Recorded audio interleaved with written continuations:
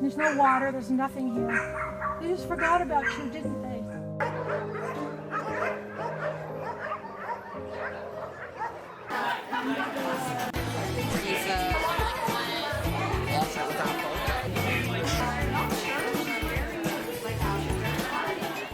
Save Our Scruff has been running for almost 2.5 years now. We've grown a lot in the past year, so now we're pretty big. We have a lot of volunteers. There's probably almost 350 dogs that Save Our Scruff has brought over. I work with other rescues or shelters or independent rescuers that are doing all the groundwork down there. So they're taking the dogs in, they're getting them vetted, they're kind of caring for them until I can find a flight or somehow to get them, or a way to get them back over here.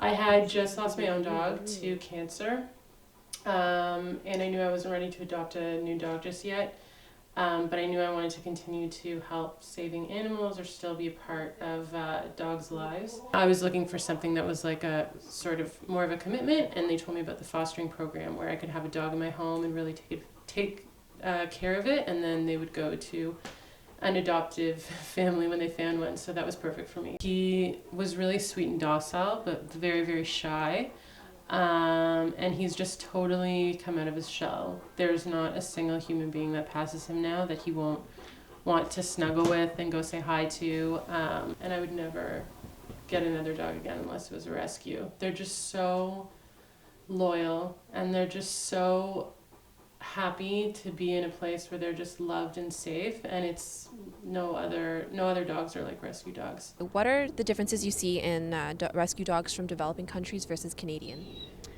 I used to think that I felt like there was such a big difference. I mean, street dogs aren't going to have a specific mannerisms or personality. You know, they live on the street. They don't really have a bond to humans because they can survive on their own. But eventually they get over it and they come here and they're just like, holy crap, this is like real life, you know? We've had three-legged dogs come in. We've had paralyzed dogs come in. I try not to focus on the negatives, but you know, there's dogs that are here now that I have pictures of that are like, you know, there's skin and bones.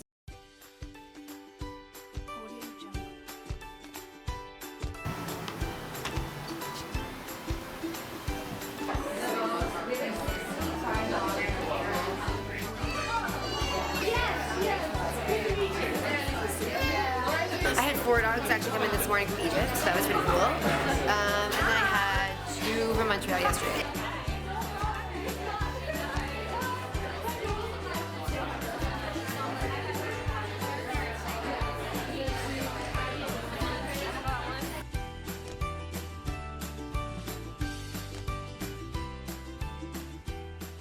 It was like she wouldn't even come out of the crate. The door was open, and she'd been on a plane for like 6 hours, and then in transportation, and then she just wouldn't come out of the crate. She was so shy. She was just like frozen in there for 4 hours. And eventually, with treats and love and praise, she kind of learned. And then when she saw like what her bed was, it was like, oh, like heaven moment. She was like, this is mine, like this cushy, huge, fuzzy pillow. And so she just like came out and like rolled all over it and settled right in.